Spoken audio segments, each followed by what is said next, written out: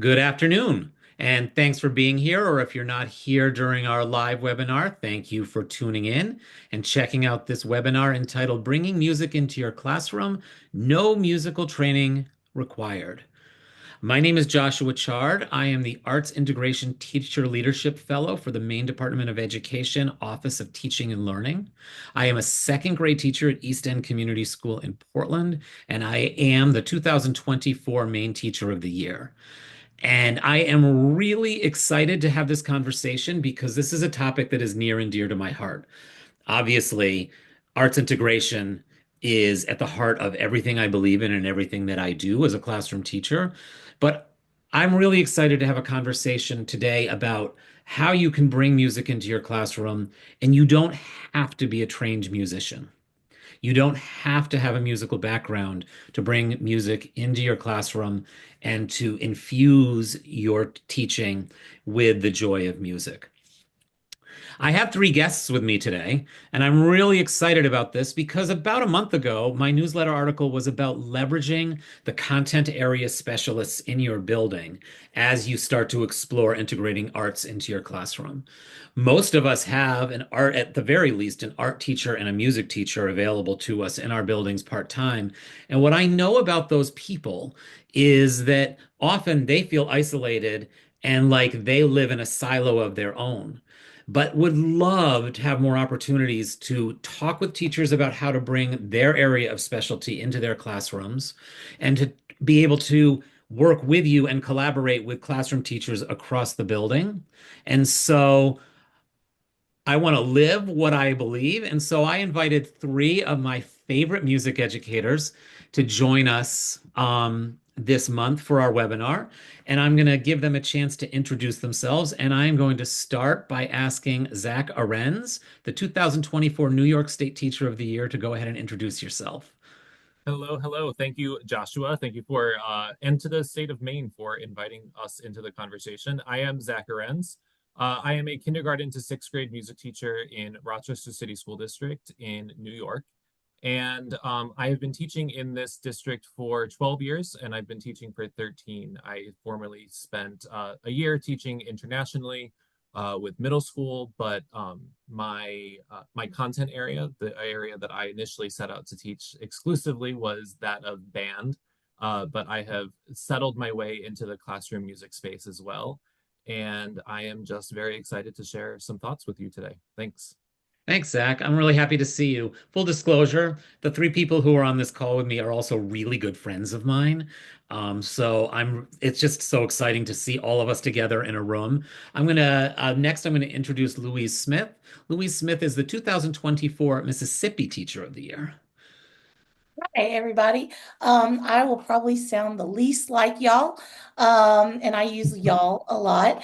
My name is Louise Smith, and I am the 2024 Mississippi Teacher of the Year. I'm also the 2024 NEA Horace Mann Award winner.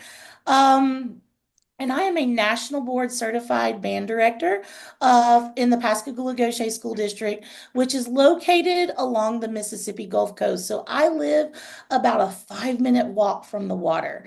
I've been teaching for 23 years, and I've done all 23 in this band hall. I am sitting in my office right now and love teaching the kids. So thankful to be on here with you, and so thankful to see all of my friends and to be just a part of this conversation. Thanks, Louise. And finally, one of our own main music teachers. I'm thrilled to introduce Kaitlin Young. Kaitlin was the 2018 Maine Teacher of the Year. Good afternoon. It's nice to see everyone. As Joshua said, my name is Kaitlin Young. I am a teacher, learner, lover of all things music and movement, and deeply grateful to be a part of this conversation today. I've been teaching in Maine my entire career, so roughly 14 years teaching in the state of Maine. I've taught pre-K through 12 music at various times, and I'm currently teaching pre-K through 4 elementary music in RSU 19, which I kind of look up because that's new. I just returned to the classroom after working at a state level organization supporting teacher leadership and education policy. So it has been fantastic to be making music and engaging with young people again. They're fantastic, and I'm really grateful to be a part of this conversation. Excellent. So thank you all three for being here. It wouldn't be a teacher's webinar if we didn't start out with some learning targets. So, Kaitlin, and actually, all of you have seen my style of writing learning targets in some way, shape, or form. And I like to start my learning targets instead of with the term I can.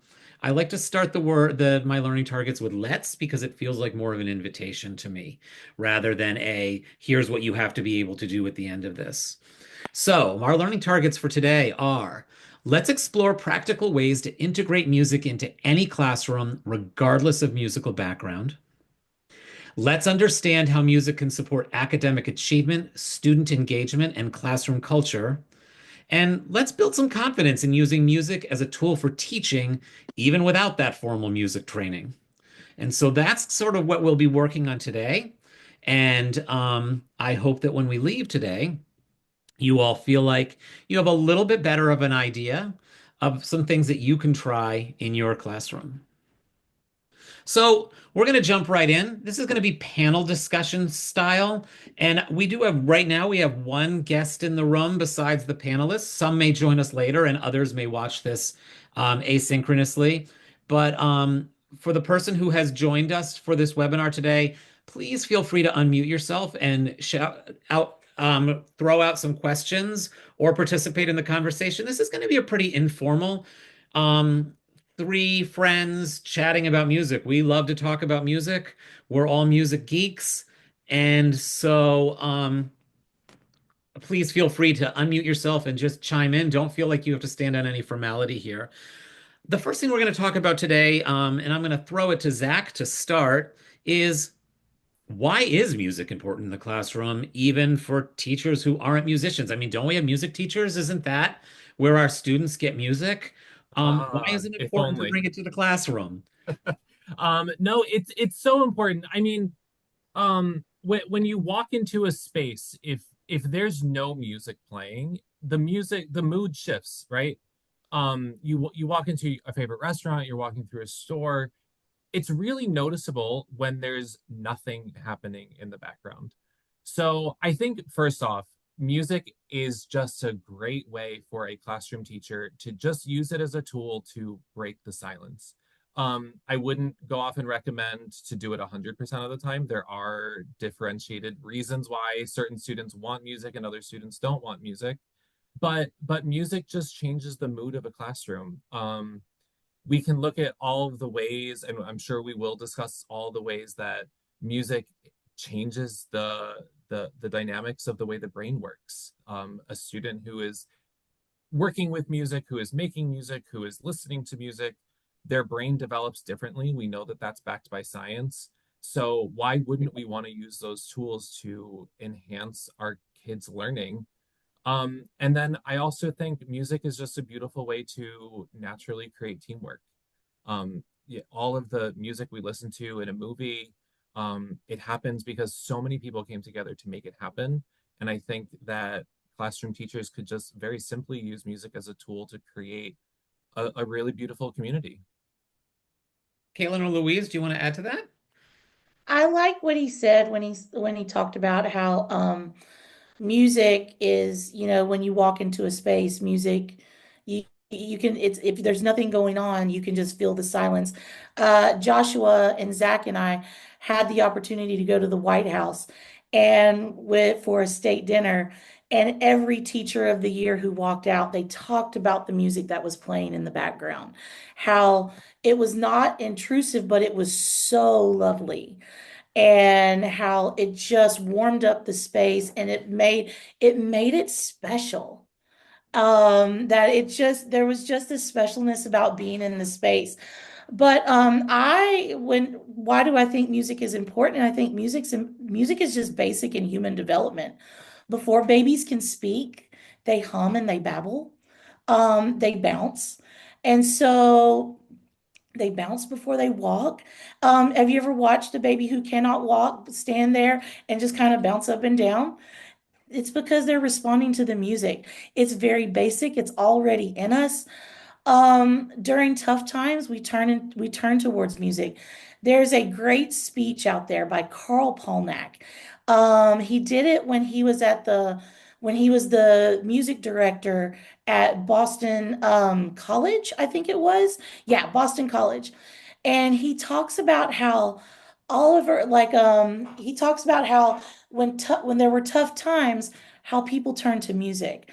In World War II, he talks about how the Germans captured French composer Olivier Messiaen. And there was a sympathetic prison guard who gave him paper and a pencil. And while he was in this concentration camp. And he wrote what was it? He wrote the Quartet for the End of Time, which is one of the most profound pieces of music in that repertoire. And why would he write music when he's in a concentration camp? There has to be some basicness to that. Um, Carl Polnack also talks about how after September or 9/11, on September 12th, the first organized display of grief was to come together and sing. I noticed in right during when we were shut down in during COVID, how online what's concerts became a thing, or you had people who just went live, who did live streams, famous singers who did a live stream on their TikTok or Facebook, and they had a concert just to connect. Um, so I think that when times get hard, we subconsciously turn to music because music is basic. I would also say we also turn to music in times of joy. Yes. We express who we are as humans by our taste in music and our choices and preferences in music.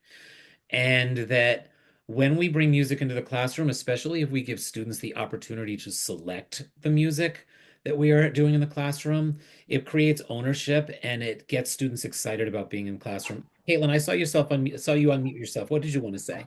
It's a yes and to everything everyone's saying. And I kind of was on that same wavelength that you were thinking of, Joshua. When you were speaking, Louise, it made me think about, the purposeful play that comes with making music in the classroom and being able to find that joy and being able to kind of, music is one of those times where our breathing and our bodies can synchronize. And that is such a communal experience. And when Zach was talking about getting people to work together, it's a yes and to everything. In addition to that, all of the nerdy, you call them 5 C's, whatever. I mean, it's listening and communication. It is collaboration and community. It is connection. Like Joshua said, it's a hook and a bridge to other cultures and communities, and especially in Maine. Sometimes we can have very small communities where we know everyone, but music is something that across the world we can make connections to people through that, through music. So it's how we engage and we listen to the world around us. I'm looking forward to digging in more. Excellent. Thank you. Kaitlin, I'm actually going to throw our next question to you to start. What are some simple, low-risk ways that non-musicians can incorporate music into their teaching? That's a great question. When I look at it, I think of like non-musician, and it makes me think about mindset and first being able to identify the many ways that folks already probably incorporate music into their classrooms. They might just not name it as music. For example, when we think about like attention getters, when they're clapping, that's do, day, do, 1, 2, 3, and 4. That is something that that many folks are already using, but being able to identify when I say wild, you say cats, wild cats, wild cats. That's call and response. So being able to first identify the many ways that folks who may not identify as musicians already use music. My puppy is excited. I was clapping. Already use music to set the mood in their classroom.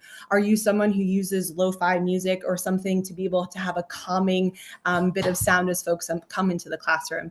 In elementary music, think about finger plays and action songs. Itsy Bitsy Spider is absolutely musical, and there's ways to take those, use that as a place to start to expand beyond that. So maybe you take it and you're doing it as a finger play, and maybe then you add some non-pitched percussion. There's so many ways to kind of take it beyond.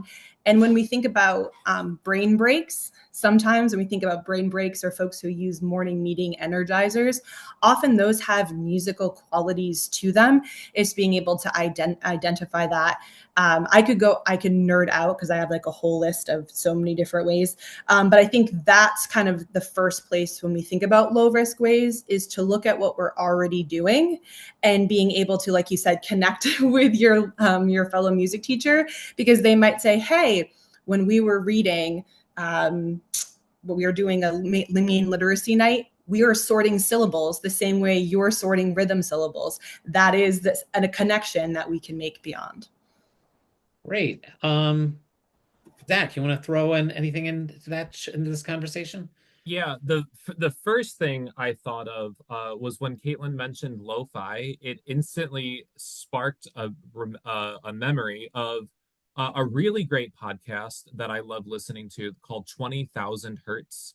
And they actually have a whole episode about the science behind Lo-Fi Girl on YouTube. A lot of kids like using Lo-Fi Girl. It's just very chill background beats that you can just have in the background. It's not overly stimulating, but it's also not gonna chill anyone out to a point where they're not working.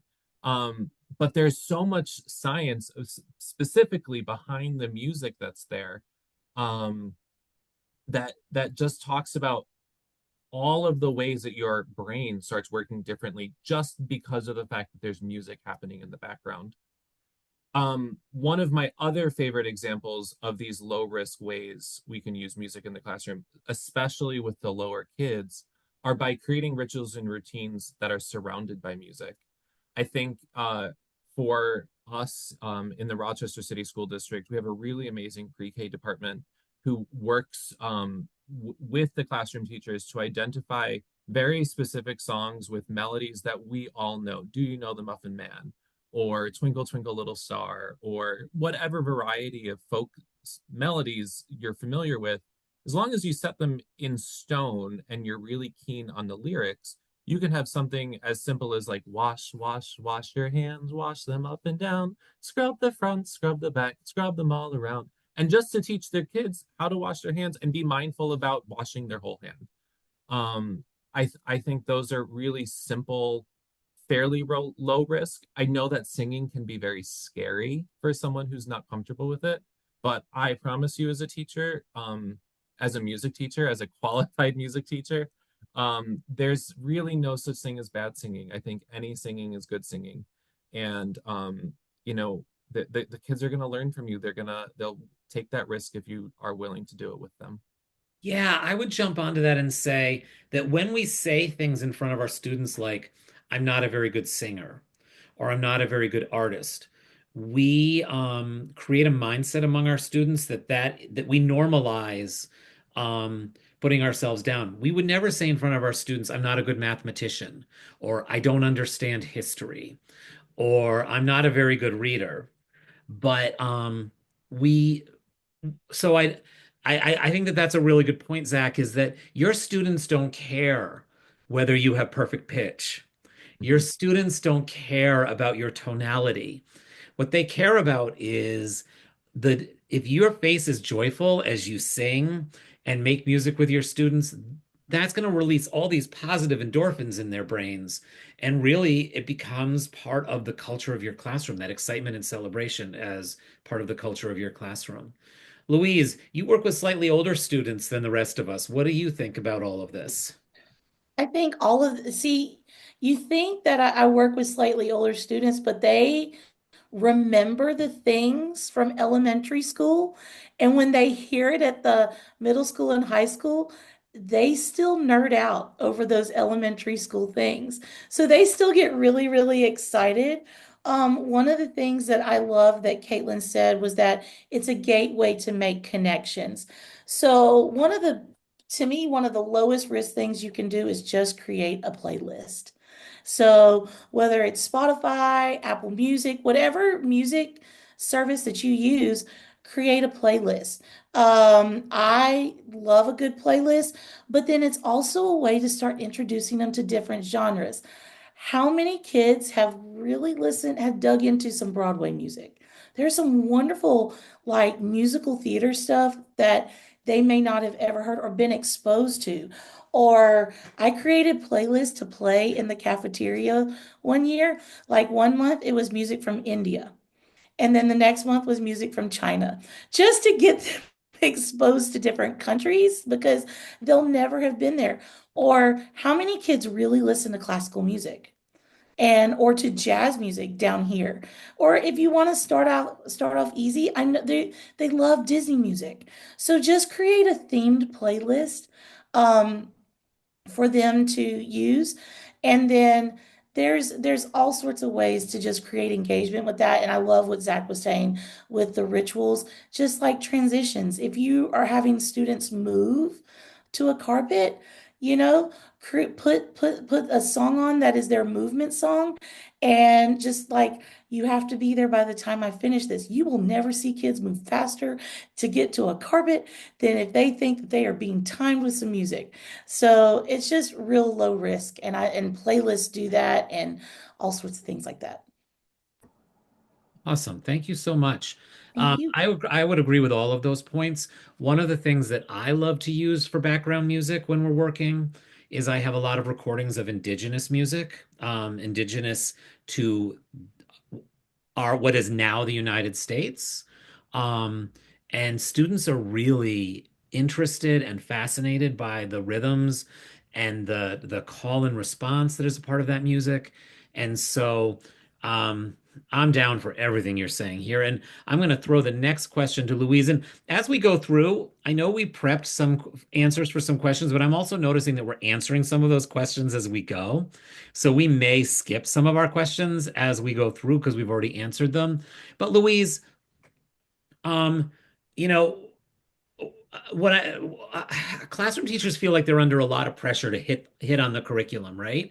And there's Mhm. more and more of it all the time. So how can teachers use music to support student engagement, focus, and memory across different subjects? So, like Zach was talking about, was the find the folk songs and create songs with the simple melodies. But also there's a resource out there. It's called Flocabulary.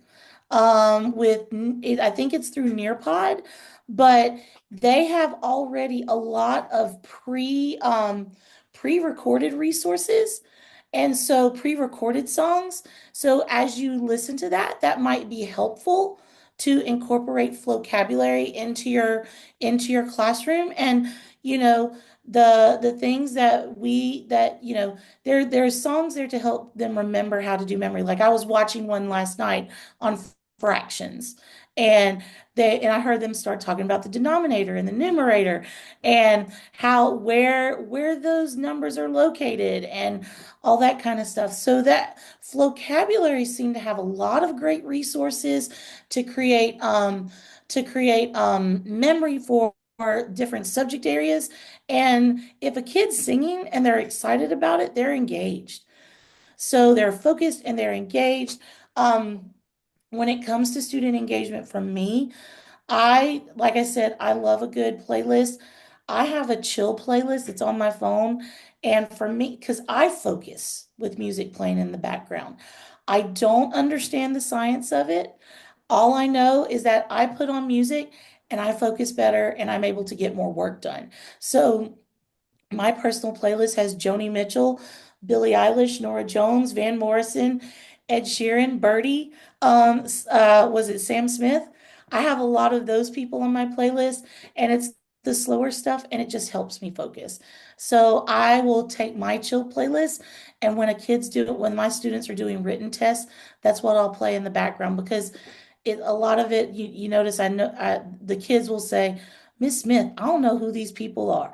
These artists are old. Yeah, it's intentional. And so so that they stay focused on the test in front of them. But between creating those playlists of stuff that they don't know maybe, but they still like, And then the vocabulary, I just thought were really great resources that you can use in your classroom.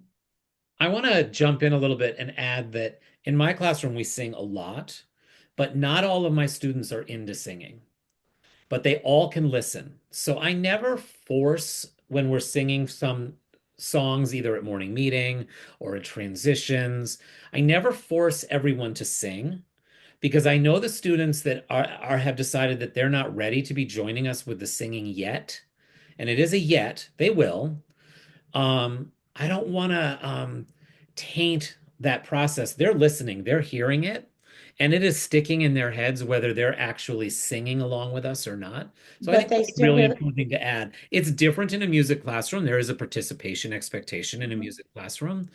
But in my classroom, I want to make sure that kids don't feel like they're being forced into something that they're not yet comfortable doing in front of their peers during math. but they're still hearing those melodies and they're still connecting with that. So even if they don't sing, when they have to be assessed or whatever, they can still hear those melodies in their head because Absolutely. there's a connection. So I love because even that way is still low risk for the kids, but they're still getting it. That's a great point. Caitlin or Zach, do you want to throw anything out there? Go ahead, Zach. Sure. I know we started to briefly touch on it, but I was just actually doing a school tour last week, and one of the assignments was just simply go make a song about this war or whatever the students were doing in the middle school level. And that specific social studies classroom was spread out in the hallway, in the classroom, little groups of 4 or 5 kids. There wasn't any question of I can't do that.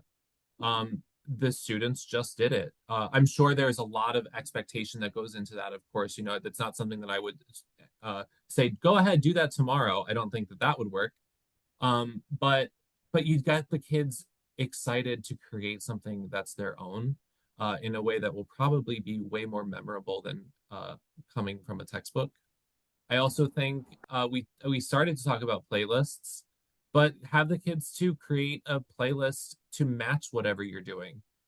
You want to your job is to go on Spotify and give in 12 tracks, tell me the story of whatever historical figure you're learning about. You can use any genre of music. It just needs to stay school appropriate. I think Spotify for homework, you're going to win Teacher of the Year. Can I build on that? No, that Yeah. I knew Zach would say something. Like Louise and Zach are just like sparking my brain. It's wonderful. It makes me think about what an opportunity we have, for students to create different playlists for different characters, create playlist. Like that is there's so many different ways you can kind of go in that direction. But it also makes me think about the role that music plays in auditory processing and pattern recognition. So if we think about our younger students, even just getting them to listen can be a tricky with all the stimulation that happens. So being able to play a simple game, like we play a poison pattern game, where they're echoing patterns and then there's one poison pattern that they can't say. And so it gives them that chance. They're listening, they're echoing, they're decoding. And you can do that with various vocabulary terms. But you could even just have people moving to a steady beat and then count how many beats that they play. Like that simple act of having to actually listen attentively is something that we sometimes take for granted as adults, but it's a skill that can be developed over time with our students. In addition to that, if we think about the science of sound is an actual unit that most schools in elementary school are teaching. Being able to connect and explore pitch. Students love to be able to think about how those two connect. And I know talking about technology, Chrome Music Lab is a really low risk tool that folks can use to create their own music. You can also make connections to visual art. One of the units we do is on the Kandinsky app, and thinking about Kandinsky connected with the noisy paint box and the story of his life. and how his synesthesia allowed him to be able to visualize music and also be able to hear the music when through his visual art. So I think children's literature is rich with opportunities for engagement and focus and increasing memory and comprehension for our students. And then there was one more thing that I wanted to say, and you just reminded me when you said memory. I don't know how many people who will listen to this, but if I just start singing like 50 nifty United States from 30, In original right, colony. right. So, that's a song I learned in second grade. And I would win $1 billion on the street if someone said, could you name all 50 states? And it's because of a song. I couldn't tell you I honestly, unfortunately, I couldn't probably tell you all of the capitals correctly. I might get some of them, but I can tell you all 50 states because of music.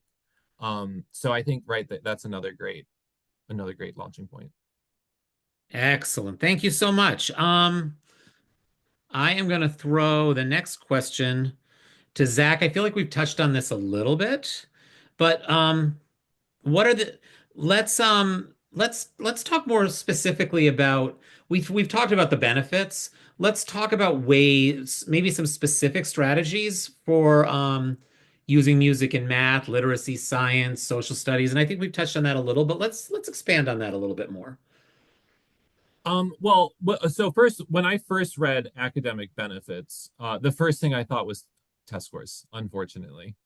I think it's it would be a disservice to music to not talk about all the great ways that music enhances all of the other academic subjects. We talked about it being like one of those essential subjects. I mean, there's facts and figures that talk about music being, if a student who's involved in a music education is in school, they're 24% more likely to graduate. Students who are music majors, they have a 66% likelihood of being accepted into medical school later on. So, I mean, that right there just shows all the ways that music is just making the brain better. But in terms of how do we use music in math, I think it's very simple things like a multiplication times table rap. Yeah, my kids have raps. I don't know all of them by heart. They're doing them in their classrooms. But when I hear the kids outside chanting in PE, we were talking about simple beat recognition. Our PE teacher will say, all right, we're going to do jumping jacks counting by threes to 30. And you hear the kids go 3, 6, 9, 12. Those kids know their times tables quite well, all the way up to 9, and that's in third and fourth grade, which is phenomenal. In terms of literacy, we were talking about things like vocabulary. We have we also use Go Noodle at school a lot, and all of those little things. As corny and sometimes, I know he's on his way out, but some of those old Jack Hartman songs, there's a reason why a lot of that worked. I think it was because it was creating so many connections. Yeah, I was thinking when we were talking about students writing their own songs, it occurred to me, so something content related or literacy related. I love the idea of something for a character, Kaitlin. And I was thinking about the fact of how easy it is to find backing tracks on YouTube. Mhm. And so that means that you're not trying to write a melody. You're not trying to compose the music, that Right. it becomes a writing activity in your classroom that reinforces what you're studying about. And I think literally you can find a backing track to pretty much any song that's out there. And honestly, if it's not on YouTube, I can probably buy it for 99 cents on iTunes. Um, and so that sort of that use that when you all were talking about kids writing their own songs, that sort of popped into my head that um, that's something that I didn't have 10 years ago. I couldn't get backing tracks 10 years ago. So I think that's kind of a game changer. Kaitlin or Louise? Kaitlin. On the flip side of that, a really simple, I think I'm going into concrete strategy as opposed to academic benefit, because yes, I think we can all agree that there's a lot of benefit. Right. Taking your kids on a listening walk is an incredible opportunity for kids to listen to the world around them. So for example, in the fall, that's one of the first activities we do with kindergarten, and just walking through our nature trail and hearing the different sounds of the rustling of the leaves, and then being able to hear the different animals that are out, thinking about their habitats. That is something you can instantly go back into the classroom. In the music room, we can select different instruments to recreate that. But I know as spring is coming, you can talk about, oh, the peepers are coming out, or, who's coming out of hibernation, and what, why, and how. There are so many ways to connect to the world around us through sound, and creating soundscapes, whether that's through recorded music, as you mentioned, or being able to listen to nature, is a huge way that you can connect science to what you're doing in music. When I think about academic benefit and it says incorporating music, there are studies that show, like when they put the little brain readers on people, when a human is involved in making music, it is the only activity that lights up both sides of the brain. Nothing else does that except music. And so I firmly believe, like, if you meet musicians, they are wickedly smart. And I think it's because your brain is actively engaged that during that time, you are creating synapses across both hemispheres of the brain, which makes your brain much more what's it called? Much more efficient in how it processes information and what it does. So I think when you have incorporating music into your lesson, and if the child is actively engaged with music while they are doing anything, math, literacy, science, history, whatever, then they're activating both sides of their brain, and they are maximizing that brain capacity. I love to tell my kids when they are performing, like today, we did a run through of our program, and I looked at them and I said, your brain lit up for about 15 minutes. Look at you exercising your brain. And so that the academic benefit, yeah, we can talk about test scores. I mean, you see those kids who make the all-state band in Texas and the all-state orchestra in Texas, and their SAT scores are like, the average is like 1400. I mean, it's something ridiculously high, because all of those kids in that organization are just so brilliant. But I think it's because their brain is actively engaged on both hemispheres, and they're creating synapses that make their brain work more efficiently. If I was to do a doctorate, and if I wanted to do some research, that is what I want to research. So if somebody's already done it, please point me in the direction. I'd love to read your research. Yeah, and I love talking with kids about what's happening in their brains, right? Yes, Let's talk about yes. what's happening in your brains. What happens when we do these different things? What's going on in your brains? Because I think kids are really interested in that. They're Mm. really interested in what's going on inside of here. I can't see it, but we know, scientists know that stuff is happening in here. So I love that. That's really cool. What's happening when you have whole brain engagement? Oh my gosh, Yeah. that's amazing. I've talked about positive, inclusive classroom cultures with all of you, but I know Kaitlin and I have spent a lot of time talking about equitable practice and building a positive and inclusive classroom culture. And I think that the arts, we're specifically talking about music. By the way, it is Music in Our Schools Month, Theater in Our Schools Month, and Art in Our Schools Month. They all have to share a month. Um, but um, that the arts create equitable practice in your classroom and onboarding for students of all levels who have all different kinds of ways to communicate their learning. You want to talk a little bit about that, Kaitlin? Sure, this is something super, I'm nerdy about all of it, but this is something, especially, it kind of ties back to the conversation we've been having. music is something that is universal. It is something that we experience whether we're at the grocery store or in the doctor's office, but music is also something that's very connected to our families and to our cultures. And it is a really fantastic, as a music teacher, I thought I had to have all the answers, but when I started asking my students about what is your favorite song? What is music that you listen to at home? And if they're like, oh, I don't like music, that's cool. What kind of music does your family listen to? What kind of music goes with special events? If we think about, the holiday season, there are so many different holidays that are celebrated within that time. So that was a fantastic way for me to understand more about where my students are coming from and what expertise and knowledge and experience not only they're bringing to the classroom, but their families bring to our cultures and our school cultures and our communities. One of my favorite resources is the Musical Explorers program through Carnegie Hall. And it's been a great launching off point to talk about various genres and styles of music. And they have performing artists from all over the world. And it's led to this great conversation of don't judge my jam. So we say, don't yuck my yum for food, but being able to talk with kids as young as 5 and 6 about don't judge my jam. So thinking about that explorer's mindset, how do we get curious about where music is coming from? And instead of saying that's weird, say, I wonder what's making that sound, or I'm curious about what that language is. So building the skills and the language to have inquiry-based instruction and be able to understand that the music I like might not be Zach's favorite music or Louise's favorite music or Joshua's favorite music.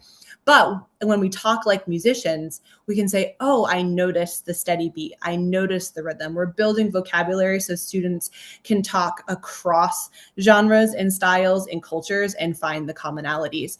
So I think music is a really low stakes way to do that, but it also, when we think about in reading and writing, you probably do like text to text, text to self, text to world. Well, we do that with songs. So song to song, song to self, song to culture or community. So it helps to see how students can build those connections to see how music really can take them different places. And if there's so much music out there, if you haven't found what you like yet, there's still time, or you can create it. So it's a really cool way to get them thinking about bringing people together. Zach or Louise, you want to chime in? I first started thinking like really on a microcosm level, and like the way that I've used just folk songs from other cultures in my classroom as the modality to teach whatever skill I wanted. There was a student who I had recently from Somalia, and she was struggling with a particular skill on clarinet, and I had been asking her about different songs that she had. I've known her since she was in kindergarten, so I was able to leverage the relationship to dig a little bit for some cultural gems that I was looking for. And I uncovered a book called The Rhythm of Somalia. And it was authored by the 2020 not Mississippi, I'm sorry, the 2020 Minnesota Teacher of the Year, Korsho Hassan, and one of her colleagues, Becca Buck. And in finding that, I went through and I just found so many amazing songs and stories directly from the people that are the cultural bearers of this music. So, and in doing so, I was able to unearth so much history that I didn't previously totally understand. And so I think in that regard, to use music as the bridge between whatever academic subject you're teaching and a student's culture is such a beautiful thing. Once that happened, the conversations that started were just really incredible, to a point where I could just kind of sit back and just be the grown adult in the room and let the kids just take over the lesson because of that musical spark that started whatever it was. So yeah. I'm gonna chime in here and say that one of my favorite teachers from high school, Miss Sharon Ladner, she taught me speech. all year. It was a full year class. And she chose a class song. At the end of each week, she would play You've Got a Friend by James Taylor. And she would make us get up and stand in a circle. And so these are high school kids. And she would make us stand in a circle. And at first, it was the cheesiest thing. And I felt really, really dumb. However, by the end of the year, all of us were singing the song together. And it became this thing that we did every at the end of every week. So we would do that. And then I would also ask if you want to build a positive, inclusive classroom culture, I would ask the kids what they would want for their walkout song to be. You know, like what gets you inspired? What gets you pumped up? And if you're standing by your doorway that morning and you see this kid pull up that walkout song as they're walking into classroom and just to pump them up that they're coming into your classroom, that you remembered how to do it or find a way to use that information. So I would just those are just some really simple but very build inclusion within your classroom. If I have band directors and choir directors who will watch this asynchronously, I will be very encouraging to you to find composers who who are not old or dead white male. I would encourage you to find Black composers, female composers, Asian composers, to because for the longest time my students thought all composers were dead until they started to meet, until I started bringing composers into the classroom. And so I would encourage you, if you are a band director, choir director, to expand the representation within the repertoire that you hand students. I want to talk about classroom culture um, because something that interesting that happened during my year of recognition as Teacher of the Year is I talked a lot about Mrs. Dale Bro, who was my fifth grade teacher, and she was one of the formative humans in my young life. And one thing that Mrs. Bro did with us at Morse Memorial Elementary School in Brooks, Maine, was every week she brought out her guitar and we sang together. We had a whole binder full of folk song lyrics, Beatles songs, just this big binder full of songs that we love to sing. And for me, that was the first time that I had, at that time in music class, you went in and you had a music textbook and you sang the songs that were in the music textbook. That is what elementary music was. That was the first time of that unbridled, joyful singing happening in my educational career. And so when I wrote about that and I talked about that during my year out and about, and where there was sort of a lens focused on me, I got so many messages from people who I had never met and I did not know, who were also in Mrs. Bro's fifth grade class through her career, saying, me too. That happened for me too. That's one of my formative memories of being a young person. Um, and so we've got culture bringing all of our students' cultures into our class. And in Maine, sometimes we can say, well, we don't have a multicultural class, except that, yes, we do, because all of us have a personal family culture that we bring into everything we do. All of our classrooms are diverse, whether you're in Portland, Maine, or you're in Aroostook County. We have diversity in all of our classrooms. That diversity may look different, but we have diversity in all of our classrooms. Diversity isn't just about the way things look. And so for me, I think about that. Mrs. Bro is going to sit here in my heart for the rest of my life, right? She lit a fire under me to make me love music and want to be a musician and want to learn more about it. Joshua, can I piggyback on what Louise was saying with one other piece?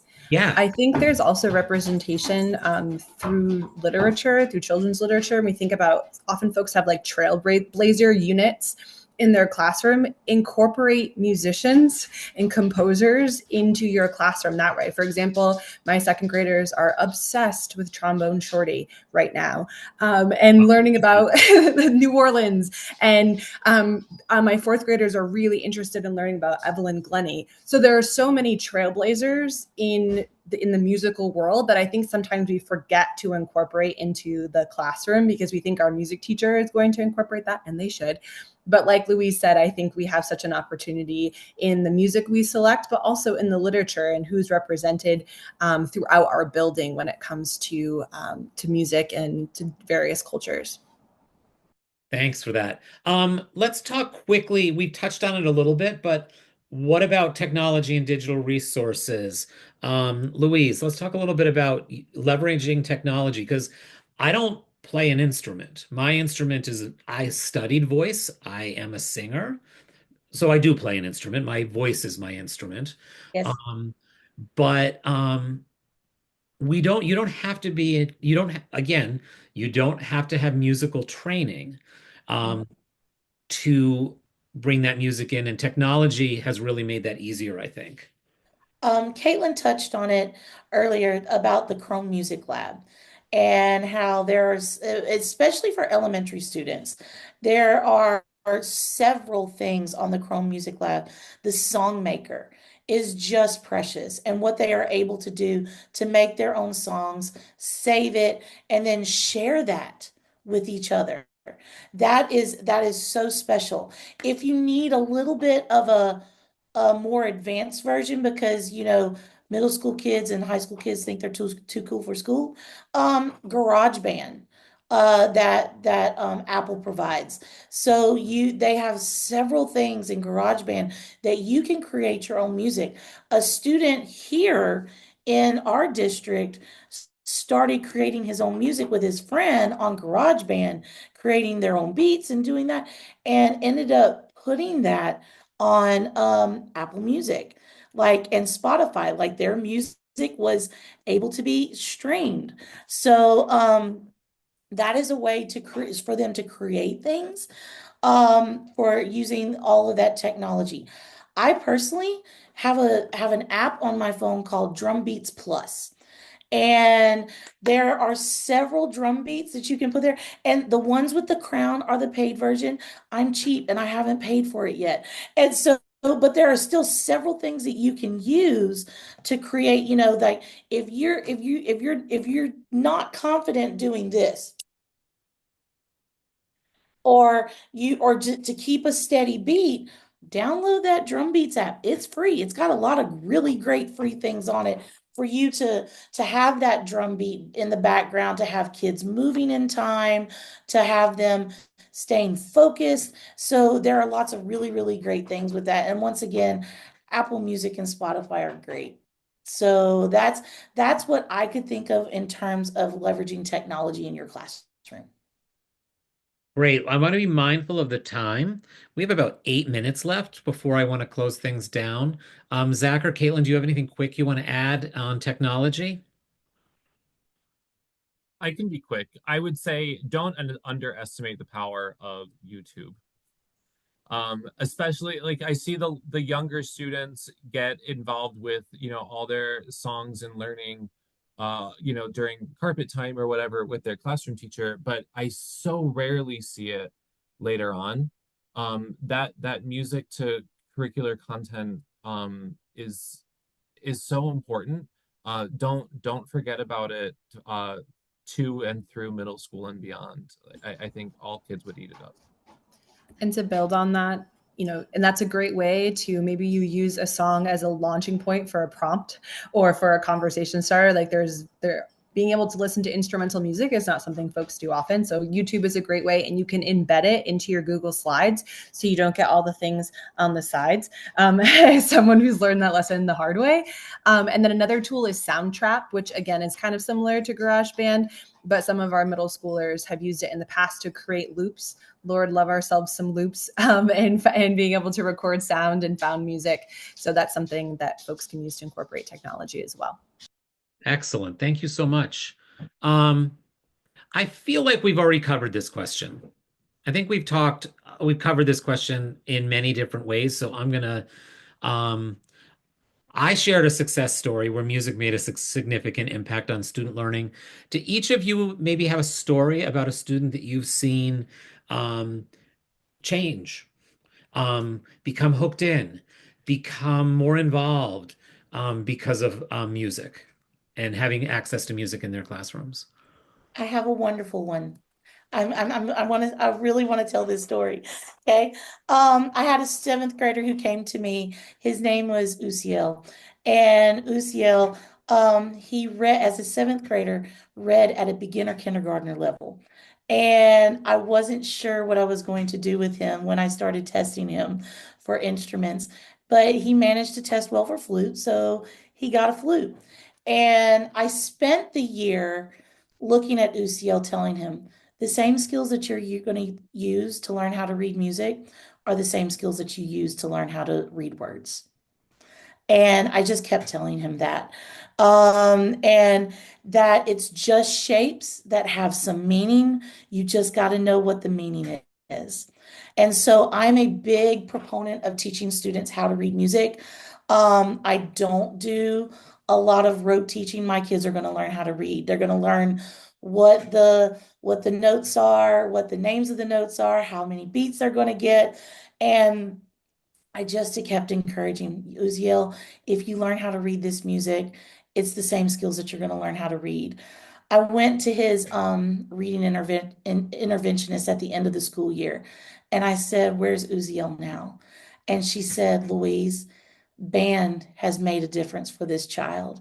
He is he is an end of third grade reading level. He achieved 4 years worth of reading in 1 year."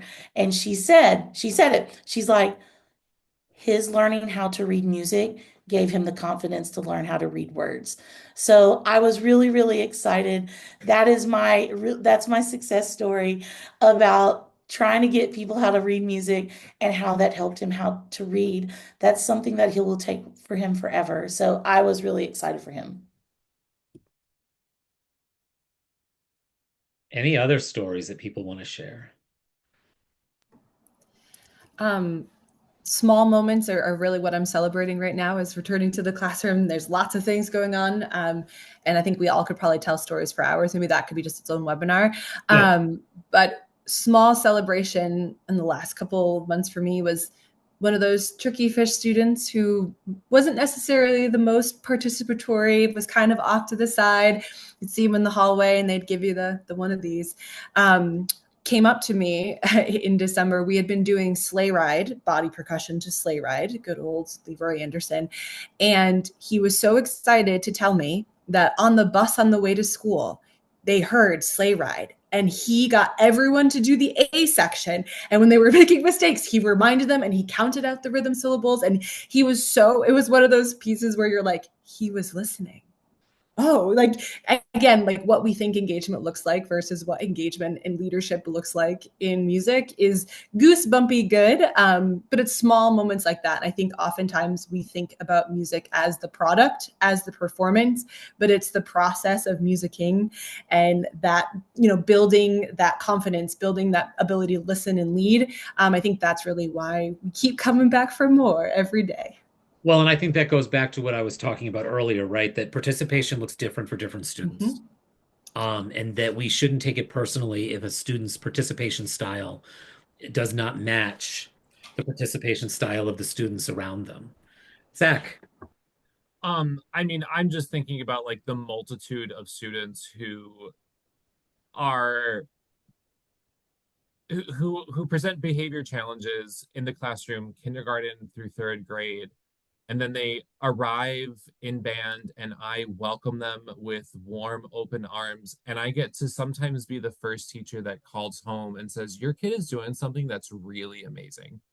And it changes not only that student, but it also changes that family's view of the school and the learning community.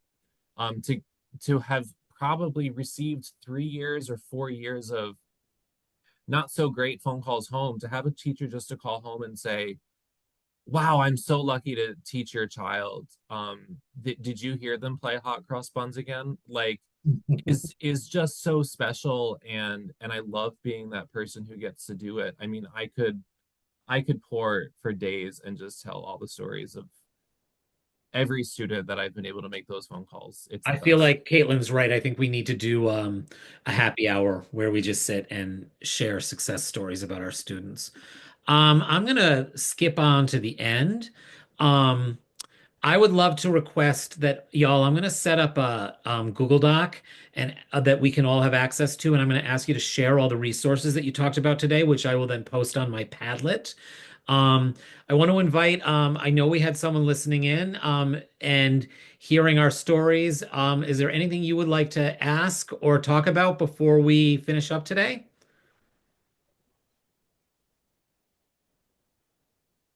Hi, I'm Alethea Shands, and I am a third grade teacher. And I just wanted to thank you all so much for being so inspiring. I'm a non-musician and really feeling convicted that I should be adding more music into my elementary classroom. So I feel very inspired and well equipped to go back to my classroom tomorrow with strategies to use. So I just wanted to say thank you. That's great. And I'm going to tell you that you can go to my Padlet. If you go to Yeah. the Maine Department of Education Teaching and Learning homepage, Mhm. you can link to the Teacher Leadership Fellows Padlets. This Okay. is my official webpage. So we will make sure that all the things that we talked about today are linked up on my Padlet, as well as a recording of this webinar. Which, if you were inspired and you think that some of your peers would benefit from watching this webinar, the state will even issue contact hours. Awesome. Um, Thank you so much. so feel free to share. It'll be about a week before it's up on my Padlet. But it will be there. Um, and I now see in the chat you said your kids are running around and maybe popping in and out of the room. We're Yeah. teachers. We love it when kids run around and pop in and out of the room. I was on a Zoom the other day and my grandson crawled into the frame and then waved at everybody on the Zoom. And come on, we love that. So thanks for being here. I'm glad you were inspired. Thank you, Louise. Thank you, Zach. Thank you, Kaitlin. I always love geeking out about music with all of you. And we'll all connect soon. And thank you. Keep check out our teacher leader newsletter. Also, integrate this is the civics and arts integration newsletter. It comes out twice a month. Um, I create original content every 2 weeks about ways to integrate the arts into your classroom. Sometimes I get a little soapboxy about how strongly I feel